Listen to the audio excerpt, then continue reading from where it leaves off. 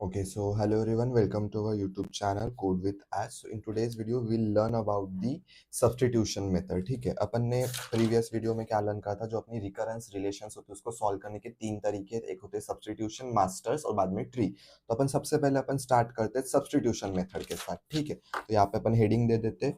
क्या है आज की अपनी heading? Substitution. Substitution substitution method. ठीक है, अब सब्स्टिट्यूशन मेथड एग्जैक्टली होती क्या है? सबसे पहले इसका यूज क्या होता है?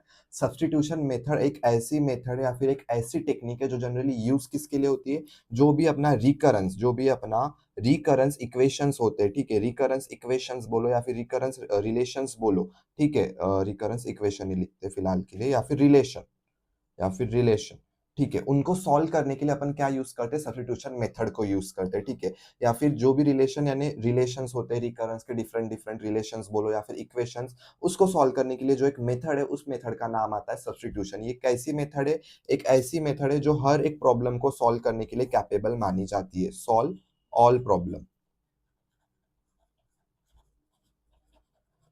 ठीक है। This method can have the ability to solve each and every problem which comes under the recurrence equation or the recurrence relation. Okay, अब देखो अपन एक एग्जांपल के साथ इसको अंडरस्टैंड करते हैं बहुत अच्छे से। ठीक है, अगर मैंने एग्जांपल लिया, ठीक है, मेरे पास क्या है? t ऑफ n, ठीक है, t of n equals to t n upon 2 plus c, ठीक है, if n is greater than 1 or if n is equals to 1 and the base condition is 1। ठीक है, कुछ इस तरीके से मेरे पास एक रिकरेंस रिलेशन है या फिर रिकरेंस इक्वेशन है।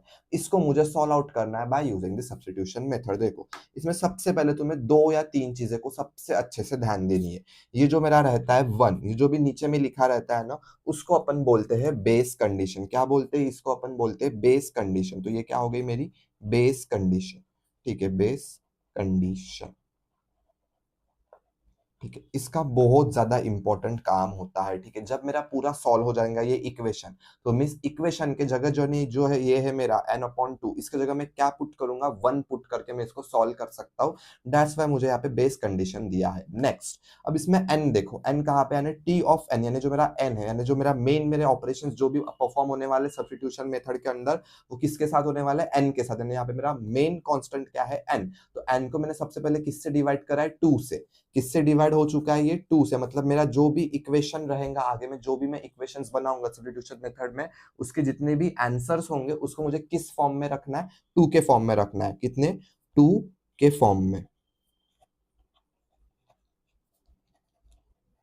ठीक है, जितने भी मेरे निकलेंगे, जैसे कि अब इसको मैं 2 से डिवाइड करूंगा तो यहाँ पे 4 आएंगे, तो मैं 4 नहीं लिखूंगा, क्या लिखूंगा मैं?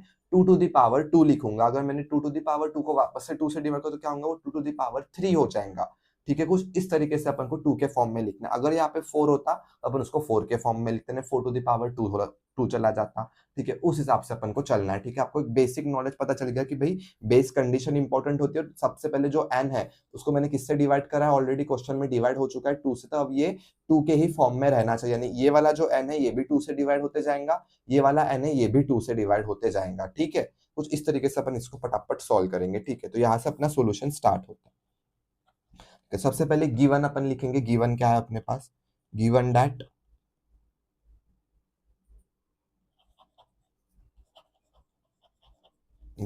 लिखा क्या है मेरे पास? t of n is equals to t n upon 2 plus C. कुछ इस तरीके से मेरे पास इक्वेशन है गिवन वाली, मैंने वो लिख दिया और इसको मैंने क्या दिया? इक्वेशन नंबर 1 मैंने इसको दे दिया। अब मैं क्या करूंगा? अब जो इक्वेशन है इसको किससे डिवाइड करा है? 2 से। अब मैं इसको क्या करूंगा? डिवाइड अगेन 2 से ही डिवाइड करूंगा, क्योंकि मेरे बेस, मेरी जो मेन इक्वेशन थी क्वेश्चन में, उसको मैंने n से किससे डिवाइड करा था? 2 के। 2 से डिवाइड करता हूँ। अब मैं आगे भी जितने भी बार मेरे नए नए इक्वेशन होंगे उनको मैं किससे डिवाइड करूंगा? सबसे पहले 2 से ही। अगर मैंने इसको 2 से डिवाइड करा तो कैसे बनेगा ये? ठीक है, n आया यहाँ पे, यानी जितने भी n है, ठीक है, देखो एक ये वाला n है और एक ये n है, तो इनको किस किस से डिवाइड करना है? 2 से डिवाइड करना है। ठीक है, इसको 2 से डिवाइड करेंगे तो अपन को ऐसा लिखना पड़ेगा n अपॉन 2। करेक्ट है यहाँ तक? उसके बाद में आगे में मैं क्या लिखूंगा? t एज इट इज लिखूंगा। इस n को भी मैं क्या करूंगा? 2 से डिवाइड करूंगा, यानी कैसा लिखेंगे ये अपन? n अपॉन 2 और ये बड़ा वाला 2 कुछ इस तरीके से होगा, यानी इस n को मैंने 2 से डिवाइड करा और जो नीचे का 2 था उसको एज इट इज रखा। बाद में क्या लिखा मैंने, प्लस सी। अब मेरे को इसको सॉल्व करना पड़ेगा। ऑफ कोर्स ये डिवाइड है, ऊपर जाके ऊपर जाएगा तो क्या होगा, मल्टीप्लाई होगा, यानी क्या होगा, 2 मल्टीप्लाई बाय 2 होगा, कुछ इस तरीके से होगा ये। n अपॉन 2 मल्टीप्लाई बाय 2, तो इसका आंसर कितना आएगा मेरे पास, n अपॉन 4 आएगा। आएगा कुछ इस तरीके से आंसर। तो मैं ये वाला आंसर नेक्स्ट स्टेप में लिख देता हूँ डायरेक्ट। अब यहाँ पे आप ये एज इट इज लिख देना बाकी सब। ठीक है, तो यहाँ पे क्या आएगा, t of n upon 2 is equals to t n upon 4 plus c। ठीक है, तो ये मेरी इक्वेशन नंबर 2 हो गई। करेक्ट है यहाँ पे। अब मैं क्या करूंगा, अब मैं 4 था, इसको वापस से मैं 2 को डिवाइड करूंगा, यानी कैसा होगा ये, n अपॉन 2 और यहाँ पे क्या आएगा 4, कुछ इस तरीके से होगा। अब ये 4 क्या करेंगे, वापस से ऊपर जाएगा, तो ये कैसे होगा, ये कैसे बनेगा, n, यहाँ पे क्या होगा, 2 मल्टीप्लाई बाय 4 हो जाएगा, 2 मल्टीप्लाई बाय 4, तो ये कैसे बनेगा मेरा, n अपॉन 8 होगा। यानी यहाँ पे क्या आएगा, अब n अपॉन 4 की जगह n अपॉन 8 आएगा, जो मेरी इक्वेशन नंबर 3 बनेगी। ठीक है, अब मैं यहाँ पे देखो इक्वेशन नंबर 3 लिख देता हूँ। क्या होगा मेरा, t n अपॉन, देखो इसको भी n से डिवाइड होगा, मैंने यहाँ पे बताना भूल गया। ठीक है, ये भी n से डिवाइड होगा, मतलब ये क्या होगा, n अपॉन 2 और ये नीचे में बड़ा वाला 2 और ये ऊपर जाएगा तो ये क्या होगा, n अपॉन 4 होगा। क्लियर है यहाँ पे, यानी यहाँ पे क्या आएगा, n upon 4 is equals to t n upon 8 plus c is equals to, ये कितनी हो गई मेरी इक्वेशन नंबर 3 हो गई। ये मेरी पहली इक्वेशन, ये मेरी दूसरी इक्वेशन, और यहाँ पे मेरी जो गई है वो तीसरी इक्वेशन। तब देखो मेरी फर्स्ट इक्वेशन में क्या था, n अपॉन 2 था और यहाँ पे n था, तो ये 2 से इंक्रीमेंट हुआ और ये भी देखो 2 से इंक्रीमेंट हुआ। सेकंड इक्वेशन में यहाँ पे 2 आया, यहाँ पे 4 आया है। ठीक है, अब नेक्स्ट इक्वेशन में देखो यहाँ पे 4 आया, ठीक है, 2 के जगह यहाँ पे क्या आ रहा है, 4 आ रहा है। रुक जाओ, जोर देते हैं।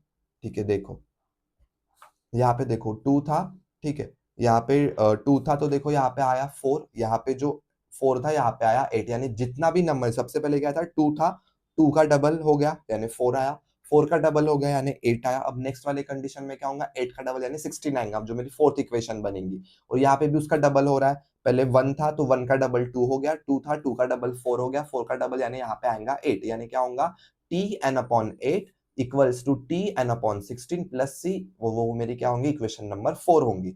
जो भी नंबर है उसका डबल डबल हो रहा है, ये मेरे को सीक्वेंस में पता है। ठीक है, अब इसको भूल जाते हैं फिलहाल के लिए। ठीक है, यानी यहाँ पे अब मेरी 3 इक्वेशन हो गई है, मिल गई। अब आपकी अगर इच्छा होगी तो आप बना लो, यानी क्या होगा, ये डबल होगा तो क्या होगा, ये एन अपॉन 4 है, 4 का डबल कितना होता है 8, यानी यहाँ पे क्या आएगा 8 आएगा। उसके बाद में वापस से क्या होगा, इक्वल टू होगा, टी है, यहाँ पे क्या है 8 है, 8 का डबल कितना होता है 16, तो एन अपॉन 16 होगा प्लस सी, और ये मेरी क्या होंगी, इक्वेशन नंबर 4। इसकी जरूरत नहीं लगती बोलना इतना, पर फिर भी बना लिया। अब मैं क्या करूंगा, अब मेरा जो इक्वेशन नंबर 1 है और मेरा 2 है, अब मेरे यहाँ से सब्स्टिट्यूशन मेथड स्टार्ट हो चुकी है। यानी अब मैं 2 वाली जो इक्वेशन है, देखो 1 के इक्वेशन में देखो मेरे पास क्या था, टी एन अपॉन 2, और जो मेरी सेकंड इक्वेशन है उसकी वैल्यू क्या है, टी एन अपॉन 2, यानी जो मेरा इतना है ये वाला जो पोर्शन है, टी एन अपॉन 2, इतने पोर्शन की वैल्यू देखो यहाँ पे आ चुका है, यानी इसके जगह मैं क्या पुट करूंगा, ये वाली पूरी वैल्यू पुट करूंगा। क्लियर हुआ कॉन्सेप्ट। इसी तरीके से मेरे को आगे भी बढ़ना है। अब नेक्स्ट में मैं क्या करूंगा, मेरे को नेक्स्ट में मतलब ये वाली वैल्यू है, ये वाली वैल्यू फिर मैं पुट करूंगा। ठीक है, एन अपॉन 8 है, ठीक है, क्या है यहाँ पे, sorry, T T N upon 4 है, तो देखो यहाँ पे टी एन अपॉन 4 आ रहा है, यानी इसके जगह मैं क्या पुट करूंगा, टी एन अपॉन 4 की जगह ये वाली पूरी वैल्यू रखूंगा। इसी का मतलब होता है सब्स्टिट्यूशन। जो मेरे को इक्वेशंस मिलती है, जो मेरी सेकंड इक्वेशन होती है या फिर जो मेरी फर्स्ट इक्वेशन होती है, उसमें उसके नीचे वाले इक्वेशंस के वैल्यू को पुट करो और सॉल्व करो। अब मेरे ये दोनों इक्वेशन सॉल्व होंगी, इनका जो आंसर निकलेगा उसमें मैं थर्ड इक्वेशन की वैल्यू पुट करूंगा, उसका जो आंसर निकलेगा उसमें मैं फोर्थ इक्वेशन की वैल्यू पुट करूंगा। ऐसे ही मैं कंटिन्यूअसली वैल्यूज क्या करते जाऊंगा, पुट करते जाऊंगा। ठीक है, तो अब देखो मैंने क्या करा है, फर्स्ट इक्वेशन में सेकंड इक्वेशन को क्या कर दिया, मैंने वैल्यू पुट कर दिया। तो मैं यहाँ पे क्या लिखूंगा, सब्स्टिट्यूट इक्वेशन नंबर 1 एंड 2, या फिर सब्स्टिट्यूट इक्वेशन नंबर 2 इन 1, यानी 2 की वैल्यू 1 में पुट करो। ठीक है, तो यहाँ पे मैं लिख देता हूं, सब्स्टिट्यूट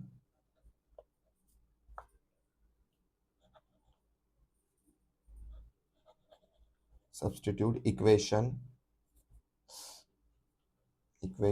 2 इन 1। ठीक है, यहाँ पे थोड़ी स्पेलिंग मिस्टेक हो गई है, सुधार लेना। ठीक है, यानी मेरी जो सेकंड इक्वेशन है उसकी मुझे क्या करनी है, वैल्यू मेरे को फर्स्ट इक्वेशन में पुट करनी है। ठीक है, तो अब देखो मेरी फर्स्ट इक्वेशन क्या थी, टी ऑफ एन थी, तो मैंने ये एज इट इज लिख दिया मैंने टी ऑफ एन लिखा। अब नेक्स्ट नेक्स्ट क्या है, इक्वल्स टू, तो मैंने यहाँ पे भी दे दिया इक्वल्स टू, फिर क्या था टी एन अपॉन टू, तो देखो ये भी है टी एन अपॉन टू, यानी टी एन अपॉन टू, यानी जो यहाँ पे टी एन अपॉन टू है उसके जगह मुझे क्या पुट करना है, ये वाले पूरी वैल्यू, तो मैं यहाँ पे वो पूरी वैल्यू लिखता हूँ, बाद में प्लस सी मुझे एज इट इज रखना पड़ेगा। ठीक है, और ये पहले मुझे एज इट इज लिखना पड़ेगा, तो मैंने लिखा यहाँ पे T N upon four bracket close plus C, यहाँ तक खत्म हो गया, इसकी वैल्यू मैंने पुट कर दी, फिर क्या है प्लस सी, तो फिर मैंने यहाँ पे प्लस सी वापस से लिखा। क्लियर हो गया यहाँ तक कॉन्सेप्ट। अब मैं इसको सॉल्व करूंगा, अब ये सॉल्व कैसे होगा, प्लस सी यानी क्या आएगा, one C plus one C equals to two C हो जाएगा। मैंने यहाँ पे लिख दिया T N upon four plus two C, कुछ इस तरीके से सॉल्व होगा। अब देखो ये टी एन अपॉन फोर है टी एन अपॉन फोर जो मेरी इक्वेशन नंबर 3 है। अब मेरे को ये नई इक्वेशन मिल गई, ठीक है, यहाँ पे मैं लिख देता हूँ।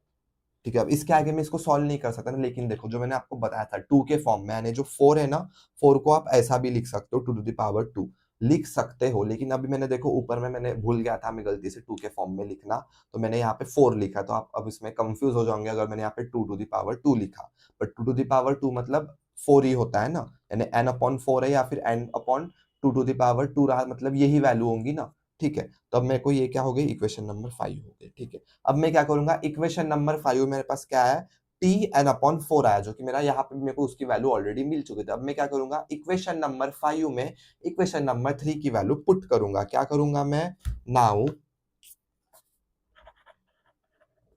पुट इक्वेशन 3 इन 5, यानी इक्वेशन जो 3 की वैल्यू है वो मेरे को 5 में पुट करनी है। तो 5 की इक्वेशन पहले मैंने एज इट इज लिख दी, टी ऑफ एन लिखा इक्वल्स टू दिया, बाद में क्या है टी एन अपॉन फोर है, तो देखो टी एन अपॉन फोर उसके जगह मुझे क्या पुट करना है, T N upon eight plus C. मैंने यहाँ पे ये जो था इतना बक्सा, इस बक्से के जगह मैं क्या करूंगा, वो पुट कर दूंगा। ठीक है, तो मैंने देखो अब यहाँ पे पुट करा वही value, T N upon eight plus C put कर दिया। अब यहाँ पे क्या बचा था मेरा, प्लस सी यहाँ पे भी बाकी था, मैंने यहाँ पे क्या लिखा, plus two C, sorry two C बाकी था तो टू सी लिखा। अब मैं इसको सॉल्व करूंगा, of course two C plus C three C हो जाएगा, तो यहाँ पे क्या होगा, ये T of N is equals to T N upon eight plus three C. अब देखो ये टी एन अपॉन एट है, देखो वो मैंने फोर्थ इक्वेशन में निकाला है, तो अब मैं क्या करूंगा, इसके जगह में ये वाली वैल्यू पूरी पुट करूंगा, T N upon sixteen plus C, यानी ये फोर सी हो जाएगा, ये एन अपॉन सिक्सटीन हो जाएगा। क्लियर हुआ कॉन्सेप्ट, वही चलते चलते जा रहा है। ठीक है, लेकिन देखो अब इसमें ना आपको एक कॉन्सेप्ट आपको नजर आ रहा होगा कि भाई क्या कर रहा हूँ। ठीक है, इसको पहले मैं टू के फॉर्म में कन्वर्ट कर देता हूँ। देखो टू के फॉर्म में कैसे कन्वर्ट होगा, ये T N to T of N is equals to, ठीक है, एन, यहाँ पे क्या होगा, टू टू द पावर ये कितना होगा, थ्री, यहाँ पे क्या होगा, थ्री सी, कुछ इस तरीके से होगा। तो ये मेरी क्या हो गई, इक्वेशन नंबर 6 हो गई।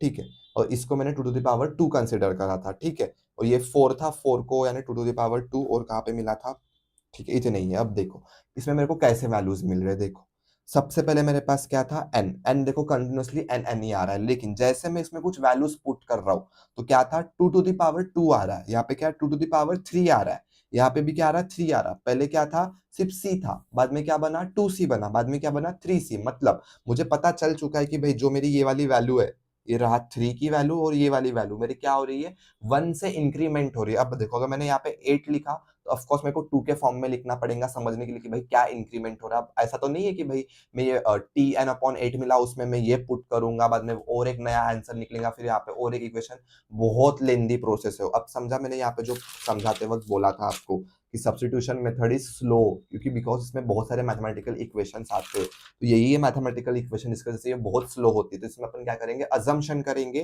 कि मेरी जो two to the power three है मेरी कंटिन्यूअसली क्या इंक्रीमेंट हो रही है बाय वन वन वन, यानी नेक्स्ट इसमें जब मैं कैलकुलेट करूंगा नया इक्वेशन बनेगा सेवेंथ नंबर का, तो उसमें क्या होगा, two to the power four होगा और यहाँ पे फोर सी होगा। मतलब जो मेरा ये है ये कंटिन्यूअसली कहाँ तक बढ़ने वाला है, मेरा केथ टाइम तक बढ़ने वाला है, केथ टाइम। तो एक काम करता हूँ, मैं 2 to the power 3 लिखने की जगह मैं उसकी जगह k पुट कर देता हूँ और फिर उसको सॉल्व करता हूँ। यानी मेरा नया इक्वेशन क्या बनेगा, t of n is equals to t, n तो मेरा एज इट इज रहा है, ये 2 भी मेरा एज इट इज रहा है, क्या बदल रहा है, 3 बदल रहा था। 3 कैसे जा रहा था, 3 एक एक से बढ़ रहा था, पहले क्या था 2 था, 2 के पहले क्या था 1 था, बाद में 2 बना, अब क्या बना 3 बना। तो यहाँ पे ये कंटिन्यूसली 3 बाद में 4 होगा, 5 होगा, 6 होगा, चला वो अपने इनफाइनाइट। तो मैंने उसको क्या कंसिडर कर दिया, k कंसिडर कर दिया, ब्रैकेट क्लोज कर दी, प्लस ये वाला 3 भी मेरा बढ़ रहा था कंटिन्यूस, देखो यहाँ पे 2 था बाद में 3 हो गया, यानी एक एक से बढ़ रहा है, तो मैंने यहाँ पे भी क्या लिख दिया, के सी। तो अब ये मेरी हो गई एक 7th नंबर की इक्वेशन। ठीक है, अब मेरे को क्या करना है, अब मेरे को इसको सॉल्व करना है, लेकिन अब मेरे को इसको सॉल्व करने के लिए मुझे n अपॉन 2k की वैल्यू चाहिए। इसकी वैल्यू कहाँ से लाऊं, तो अब मेरी आती है बेस कंडीशन की वैल्यू। बेस कंडीशन कब लिखे, जब मेरे को कुछ समझ नहीं रहा कि भाई अब मैं आगे क्या करूं, यानी जो मेरा ये ब्रैकेट वाला वैल्यू है उसकी जगह मुझे क्या पुट करना है, 1 पुट करना है। क्या पुट करना है मुझे, उसके जगह 1 पुट करना है। तो मैं इसकी जगह क्या पुट करूंगा, अब मैं 1 पुट करूंगा और फिर उसको मैं क्या करूंगा, सॉल्व करूंगा। ठीक है, देखो यानी वो क्या होगा, दैट इज, ऐसे आप लिख देते हैं, नाउ, ये लिख क्यों नहीं रहा, now by the help of base condition,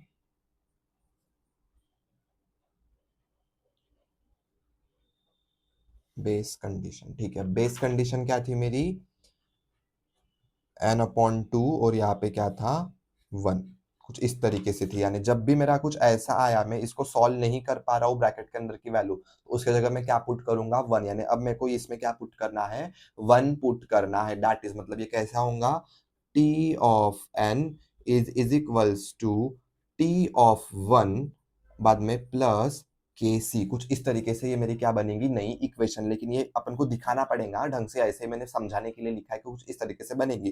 bracket के जगह क्या पुट करना है, 1 according to my question. Question जो था according to question base condition, तो मैंने यहाँ पे पुट कर दी। तो कुछ इस तरीके से बना। अब मैं उसको अच्छे से आपको नेक्स्ट पढ़ने पे बताता हूँ, रुको। ठीक है, क्या था मेरे पास वो, टी n/2, ठीक है, और बेस कंडीशन में नीचे में क्या था 1, कुछ इस तरीके से था। और यहाँ पे मेरा नेक्स्ट आंसर क्या आ रहा है, यहाँ पे टी ऑफ एन आ रहा था, उसको मेरे को क्या लिखना है, n/2 के प्लस के सी। ठीक है, ने मेरा दूसरा क्या था, T of N equals to T n/2k plus के सी। कुछ इस तरीके से मेरी ये कौन सी इक्वेशन थी, 7वीं वाली इक्वेशन थी। ठीक है, तो इसके जगह मुझे क्या पुट करना है, 1 पुट करना है। यानी कैसा होगा ये, इसको इम्प्लाइज करना पड़ेगा, according to the base condition equals to 1।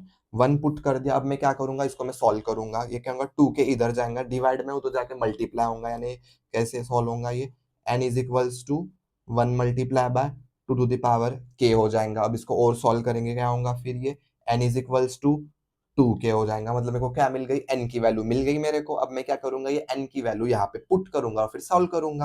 यानी ये कैसे आएगा, अब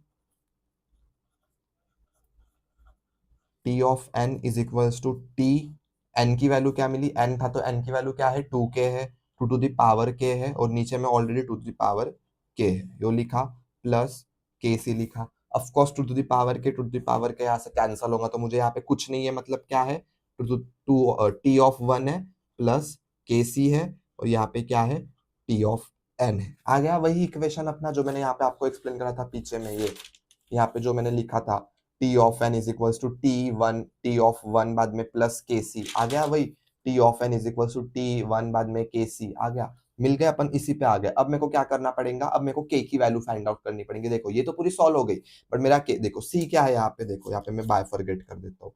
सी तो मेरा कांस्टेंट है, सी क्या है, मेरा कांस्टेंट है। के की मुझे क्या करनी पड़ेगी, वैल्यू फाइंड आउट करनी है। तो के मुझे कहाँ मिलेगा, देखो के यहाँ पे था। ठीक है, अब देखो इसको मैंने कुछ इस तरीके से इक्वेशन में लगाया था, ये जो है n is equals to 2k, ये मेरे को वैल्यू मिली थी ना, तो यहाँ पे देखो मैं k की वैल्यू यहाँ से फाइंड आउट कर सकता हूँ। यानी क्या होगा, now now n is equals to 2 to the power k है। अब मैं इसको कैसे सॉल्व करूंगा k की वैल्यू फाइंड आउट करने के लिए, तो यहाँ पे मेरा यूज होता है लॉगरिथमिक। क्या करना पड़ेगा, टेक, अच्छा रेड पेन से, take log on both side, on both side.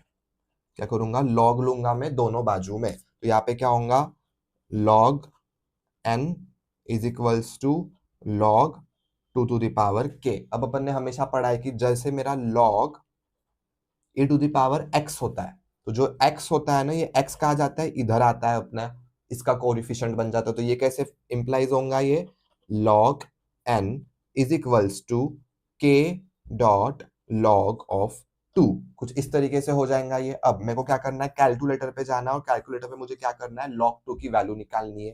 तो जनरली log 2 की वैल्यू कितनी होती है, 1 होती है, यानी log 2 पे क्या पुट करना पड़ेगा मुझे, 1 पुट करेंगे।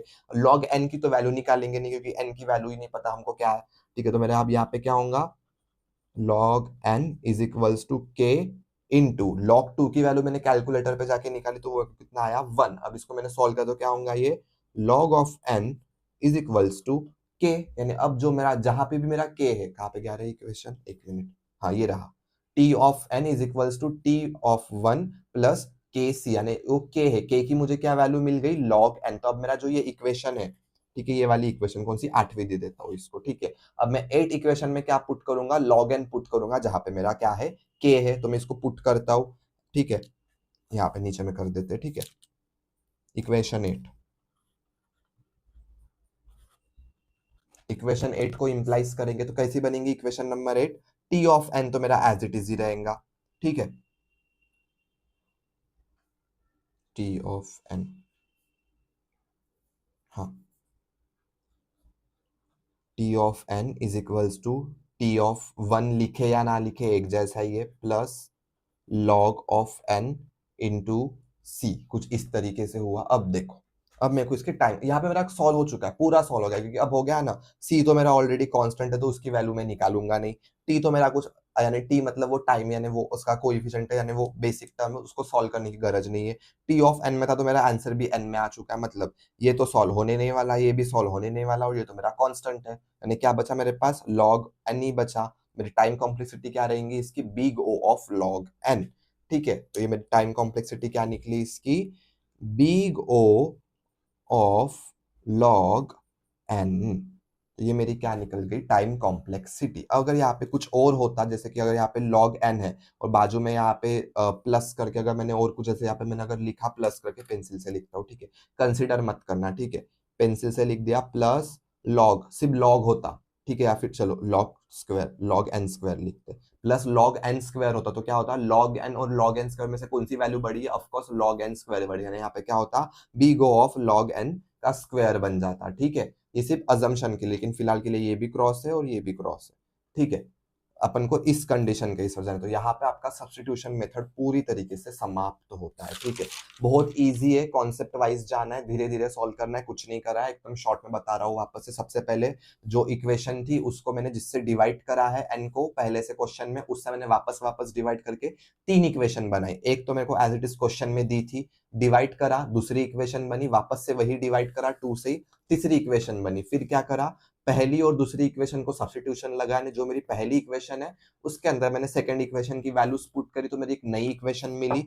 उसमें मेरे को वापस से क्या मिला, ये वाला टर्म मिला जो मेरे थर्ड इक्वेशन में आया था, तो उसके जगह मैंने थर्ड इक्वेशन की वैल्यू पुट करी। फिर मैंने देखा कि भाई देखो मेरी यहाँ पे सीक्वेंस क्या है, कंटिन्यूअसली बढ़ रही है, और ये वैल्यू भी कंटिन्यूअसली बढ़ रही है 1 1 से, तो मैंने उसकी जगह क्या पुट कर दिया, केथ टाइम पुट करके मैंने केथ की के की एक इक्वेशन निकाल दी। अब इस इक्वेशन को मैं सॉल्व करने की कोशिश करता हूँ, ये मेरे कहीं सॉल्व नहीं होंगी, क्योंकि मेरे को जो ये n/2k है, इसको मैं सॉल्व नहीं कर सकता। तो इसको सॉल्व करने के लिए मैंने क्या यूज करा, बेस कंडीशन यूज करा, जो मेरे को कितनी दी है 1। तो मैंने क्या करा, n/2k की जगह मैंने क्या पुट करा यहाँ पे, देखो n/2k की जगह मैंने क्या पुट कर दिया, बेस कंडीशन। तो ये क्या है, मेरी मेरी ये क्या है, बेस कंडीशन है, बेस कंडीशन, ठीक है। वहां पे मैंने पुट कर दिया 1, ठीक है। अब देखो इसको मैंने सॉल्व करा अच्छे से, ये इधर आया, मल्टीप्लाई हो गया, सॉल्व करा, n की वैल्यू कितनी मिली मुझे, 2k मिली। मैंने आप बोल रहे थे ना कि यहाँ पे 1, ये जो मैंने लिखा है t ऑफ 1, ये 1 कहाँ से आया, तो वो मैं एक्सप्लेन कर रहा हूँ अब, 1 कहाँ से आया, देखो यहाँ पे 1, ठीक है। तो मैंने n की जगह मैंने क्या करा, n की जगह मैंने ये n की वैल्यू लिख दी, तो लिख दी मैंने n की वैल्यू 2k, नीचे में तो ऑलरेडी 2k ही था, टू के ऑफ कोर्स कैंसिल होगा तो क्या बचा, वन बचा, कुछ नहीं बचा, मतलब वन आ गए उसी घूम इक्वेशन पे घूम फिर के। अब देखो ये तो सॉल्व हो नहीं सकता, ये भी नहीं होता, के होगा और सी होगा, लेकिन सी क्या है, मेरा कांस्टेंट है, के क्या है, के मुझे फाइंड आउट करना पड़ेगा। तो देखो मेरी के की वैल्यू मैं यहाँ से निकाल सकता हूँ by taking log on both side. तो मुझे यहाँ पे पूरा एक्सप्लेन करा है, लॉग लिया मैंने दोनों बाजू में, बाद में जो मेरा ये एक्सपोनेंशियल इक्वेशन होता है उसके यहाँ पे रूल्स लग गए, तो के आगे आया, log 2 की वैल्यू 1 होती है, मैंने 1 पुट करा, उस हिसाब से मैंने जो मेरे के की वैल्यू थी log n मिली मेरे को, log n जो था मैंने इस इक्वेशन में पुट कर दिया के जगह, तो कुछ ऐसा आंसर आया मेरे पास। अब टी तो सॉल्व होता नहीं, सी भी नहीं होता, टी ऑफ एन है, तो यहाँ पे मेरा क्या आंसर आएगा, big O of log n, यानी यहाँ पे मेरा फाइनल आंसर हो गया big O of log n। तो यहाँ पे अपना सब्स्टिट्यूशन मेथड पूरी तरीके से एंड होता है, ठीक है। So that's it for today's video, मिलते हैं अपने नेक्स्ट लेक्चर में, वापस से मैं और एक सब्स्टिट्यूशन मेथड का ही क्वेश्चन सॉल्व करके सॉल्व करूंगा, ठीक है। इसमें थोड़े उसमें थोड़े अलग कॉन्सेप्ट लगेंगे, इसमें थोड़े अलग कॉन्सेप्ट है, ठीक है। इसके आपको फोटोज या फिर स्क्रीनशॉट पोस्ट सेक्शन में अवेलेबल हो जाएंगे जब ये वीडियो अपलोड होगा, ठीक है। So thank you so much for today's video, मिलते हैं नेक्स्ट लेक्चर।